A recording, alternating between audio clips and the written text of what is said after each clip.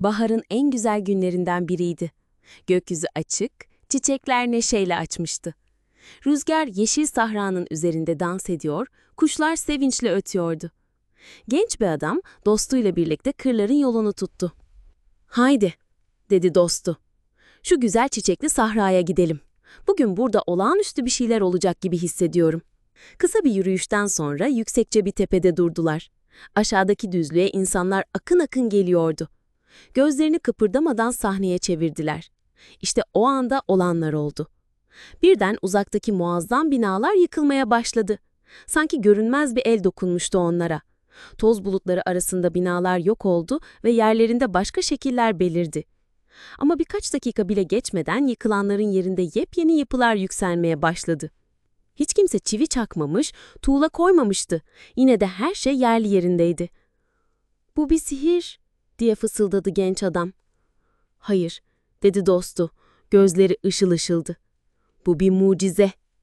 Sanki çöl gibi boş olan o yer bir anda medeniyetin kalbine dönüşmüştü.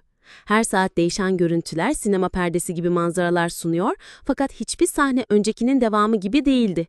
Bir şehir kayboluyor, diğeri ortaya çıkıyordu. Her şey öyle düzenliydi ki en iyi yönetmenin bile bu kadar kusursuz bir senaryosu olamazdı. "En hayal ürünü filmler bile bu kadar düzenli değil," dedi dostu. "Bu görünen düzenin arkasında çok büyük bir kudret var." Genç adam hala şaşkınlık içindeydi. "Ama nasıl olur?" dedi. "Bu kadar büyük bir ülke nasıl yok olur da yeniden kurulur?" Dostu ona dönerek yediği bir ses tonuyla konuştu. "Ey dostum, gözlerinin önünde her an ne büyük değişimler oluyor, görmüyor musun? Şu toplanmalar, dağılmalar, kurulan yapılar ve yıkımlar. Bunlar sadece rastgele olaylar değil. Her birinin ardında büyük bir maksat var. Düşünsene, sadece bir saatlik bir buluşma için yıllar boyunca hazırlık yapılıyor. O halde bu sahneler gerçeğin kendisi değil, sadece birer prova, birer temsil." "Ama neden?" diye sordu genç adam. "Neden bu kadar zahmet?" "Çünkü bu dünya büyük bir gösteri salonu gibi. Her şey kayda alınıyor. Tıpkı bir tatbikatta olduğu gibi. Gerçek hesap büyük bir buluşmada, sonsuzlukta yapılacak. O zaman tüm bu gösterilerin anlamı ortaya çıkacak.